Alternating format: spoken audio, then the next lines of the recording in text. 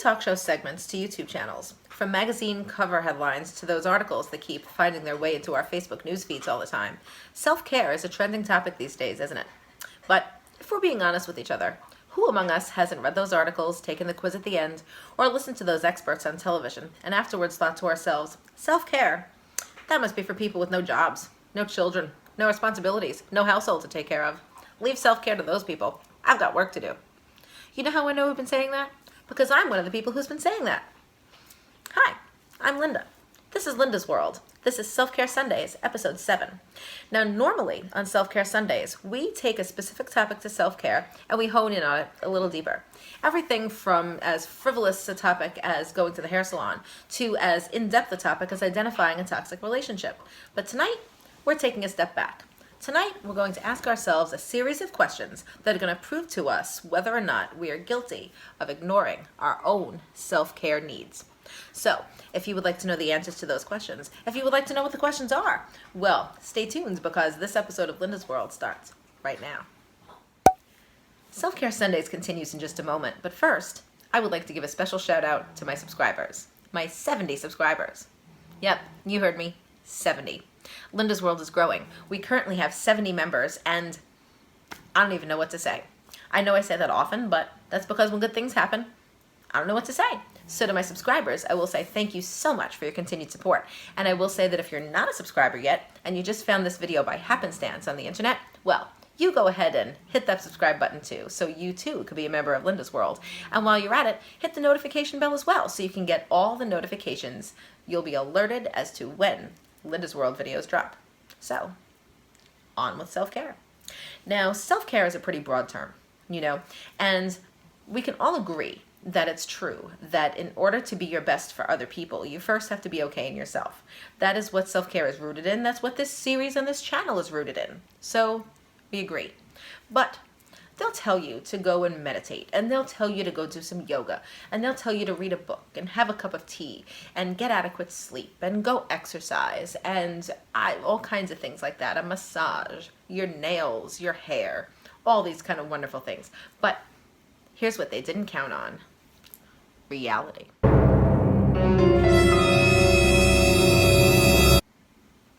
Folks, how are you supposed to be out there getting a massage and manicures and meditating and whatnot when there's kids who are waiting for their bowl of Cheerios, and there's checks that needs writing? Do people still write checks? And there's floors that need mopping, and dogs that need walking, and litter boxes that need cleaning, bosses that need appeasing, and weekly reports to be filed, and I could go on and on and on. Okay, so how do you do things for yourself when all of those things are getting in your way?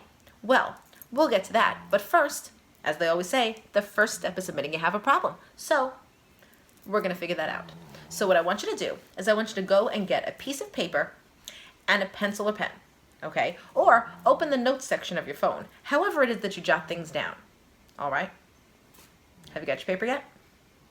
All right, so you want to go ahead and you want to number that paper 1 through 10, and we're going to answer some questions. Now, all of the questions but the last one are simply yes or no answers. All right, and the 10th question, the final question, well, that's a fill-in, okay? So what you want to do is keep track of your answers on your paper or your notes section or wherever it is you're taking notes, and the more yeses you get, I think you're going to see a pattern forming, okay? So question number 1, are you constantly tired? Go ahead and answer yes or no. Now, I'm not talking about tired like we all are. Obviously, we're all tired. We're all adults, and adulting is hard, okay? I'm talking about the kind of tired where you wake up in the morning and it's as if you never slept, where a simple trip to the grocery store is the equivalent of having climbed Mount Everest and you almost need hospitalization, okay? I'm talking about the kind of tired where you can't keep from yawning and it's not even 11 o'clock in the day yet, okay? That kind of tired. Yes or no? All right. Now the second question, question number 2, is are you constantly irritable? Now, some people just are, okay? Some people live in a constant state of irritability and, well, I don't know. But if you find yourself more irritable than usual and the sound of the human voice makes you want to run screaming down the street, or a motorcycle revs up and you just go, ah, or people say something to you like, oh, you're looking different today, and go, what's that supposed to mean? Okay, and you're snapping at people and everything just makes you go, ooh, You're irritable. So you want to put down yes. All right? Okay. Now the third question is, are you sleeping poorly? Now, poorly is a very wide variety, okay? So maybe you're not sleeping at all. Maybe you're seeing every hour on the clock. Maybe you're going to sleep and waking up after half an hour. Maybe you're waking up every hour on the hour. Maybe you're waking up 30 minutes before your alarm and saying, oh man, 30 minutes, I might as well be up for the day. Anything of that nature. So if you're sleeping poorly, maybe you're having very vivid dreams that are disturbing you and you're waking up every couple of hours, okay? So if your answer is yes, write it down. If your answer is no, write that down too. Got it? Okay. Now, the fourth question is, do you find yourself chronically sick? Now, those of us who have ongoing medical conditions, you may want to take this one with a grain of salt. Okay, there are people who are fighting autoimmune diseases. There are people who are fighting cancer. There are people who are HIV positive and so therefore are maybe more susceptible to things and so they have to keep from getting sick. But for those of us who maintain a general sense of health, I'm asking, do you have a cold or the flu or some kind of virus, some kind of bronchitis-y thing, or you constantly have sinus infections or just winter sickness, you know?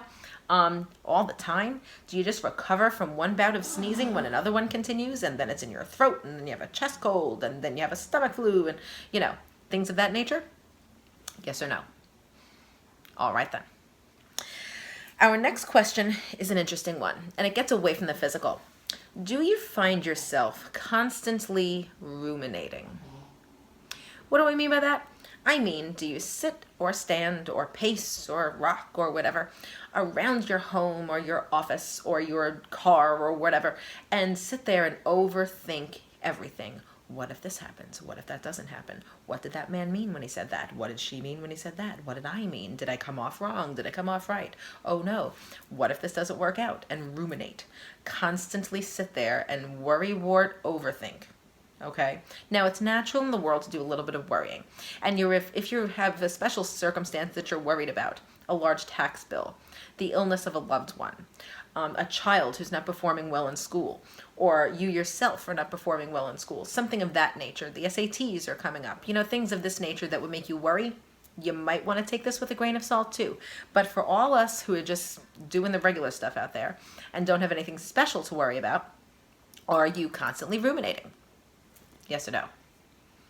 All right then. Our sixth question. Do you find that you dread things more than get excited for them? What do I mean by that? I mean that things come up, you know, like certain things, of course, we dread them. Like, for example, a meeting at our job, you know, or having to sit down and write out our bills. You know, nobody likes those things. But when happy things come up, like dinner out with a friend, a baby shower, a bridal shower, somebody's birthday, you know, a get-together with family, whatever, okay, something that's supposed to fill us with happiness and excitement, a new movie's coming out, we have tickets to Broadway, right? One of these things. Do you find yourself dreading it? You know, like, oh, I can't believe I have to go out today and do that. Oh, can't they just cancel? Okay, and if you find yourself dreading things more than being excited by them, you're going to put down yes. Okay? All right then. Now, the seventh question, question number 7 on our list is, do you feel as though you are constantly working? Okay, now for this I'd like to invoke a quote. It's one of my favorite quotes ever said by any living soul, and it is by, it comes from the Led Zeppelin song, Since I've Been Loving You, which is my second favorite Led Zeppelin song. Robert Plant opens up the song by saying, working from 7 to 11 every night really makes life a drag. I don't think that's right. Okay, so if you feel as though you're constantly in a state of motion and it's constantly toiling, going to work at your job, working in your home, working in other people's homes, working out in the yard, working with your children, working extra hours at work, whatever it is that if you constantly feel like you're in a sense of toiling as if you're a farmer when you're not one, okay? All right, that's the kind of working I'm talking about. So you're going to put down yes or no. All right then. Now, the 8th question is actually rather involved, so I want you to really think about this one, okay? Think about your answer and be honest. Have you engaged in acts of self-sabotage?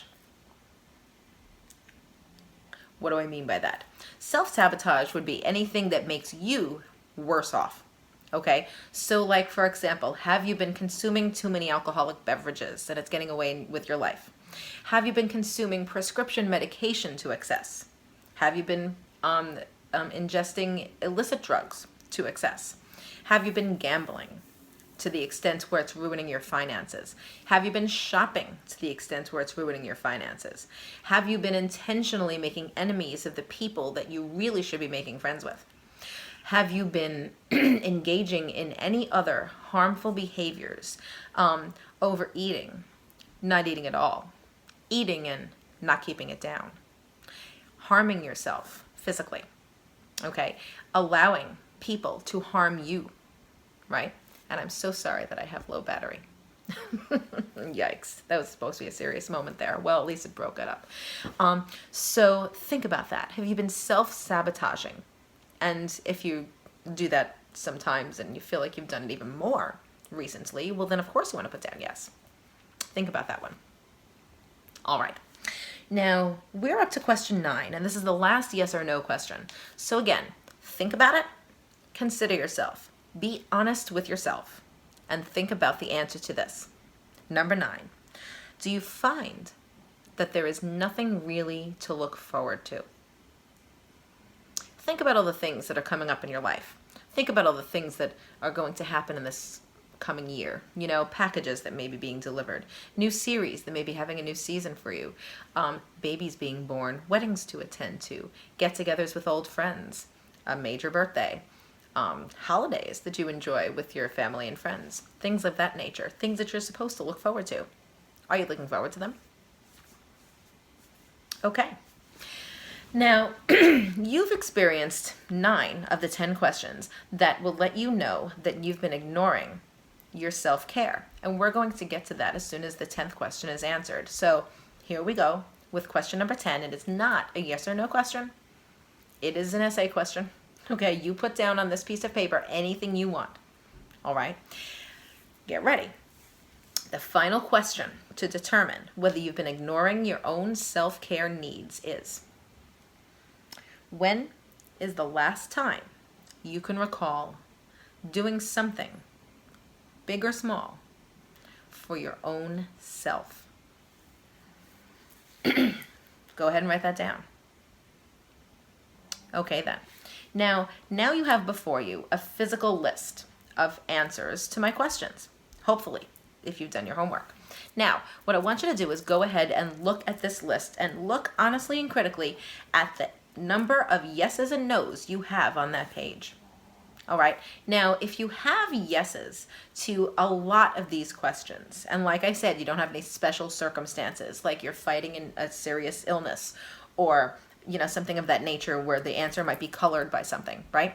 Okay. So if you find that you have a whole lot of yeses on that paper or in the notes section of your phone or whatever, ladies and gentlemen, you have been ignoring your own self. You have been not getting adequate sleep. You have not been eating the right amount of things. You have been taking maybe the wrong kind of substances when you should be taking the right ones, or none at all. You have been engaging in acts of self-sabotage because you have not been able to harness your own inner mom to yourself, you know, your own inner caregiver that says, I come first sometimes and I need to do what works for me. And it's natural. It happens to all of us. It happens to me a lot, right? That's why I'm sitting here making this video, because I don't want this to happen to us anymore, if we can help it. So now look at your 10th question. And if the answer to when's the last time you did something for yourself, so if it's something like you could put a date, but the date was a long time ago, or if you wrote down an answer like, I don't even remember, okay, or gee, I don't know, why are you asking me this, or something of that nature, well then look at you, ignoring your own self-care needs. Now, ladies and gentlemen, what do we do about this? How do we turn those yeses into no's? How do we turn number 10 into just today? Okay, how do you not neglect your own self-care needs? Well, personally, there's 2 things that I do that really seem to help. Okay? Now, the first one is the fact that whenever I have a single moment, it doesn't matter. It could be from 8 to 8:06. Okay? It could be literally my time in the bathroom. Okay? Whatever it is. I carve out that time to do the simplest little things, even if I just want to play with my phone. Okay? It's something that I'm doing that nobody else is, and it's for me. If I'm going to the store and I'm buying things that people absolutely need, I buy things that I need too, but I buy something for myself that I just want, even if it costs 50 cents. Okay? I make sure that I include myself just 5 minutes for each activity, or one item in the list out of 50 items, or something like that. You know what I'm saying? Like I inject myself in there just a tad. Right? Okay? Now the second thing I do, and this took me years to be able to do. Okay? And I'm not even telling you that I'm like an expert at it, because, well, quite frankly, I actually just failed at it about half an hour ago. And that is, when I get the chance to do something for myself, watch the show that I like, or eat the food that I enjoy, or go for a walk completely by myself, or just lie on my couch like a slug, and just shake off the day. Whatever it is that I do for myself that's self-care, I stop apologizing for needing it. Folks, that's the key, okay? We have been going and going and going like Energizer bunnies here, right? Middle-aged women, I totally understand that you might be recognizing yourself in a lot of this. And, I'm a middle-aged woman myself, so and we go and we go and we Energizer bunny that shit, right? And all of a sudden, we don't know who we are, or where we're going, or the last time we ever did something that had our name on it, And so the only way to do it is A, to just do it, even if it's a 5-minute thing, like I said. And B, if you have the opportunity to engage in such an activity, don't apologize for it.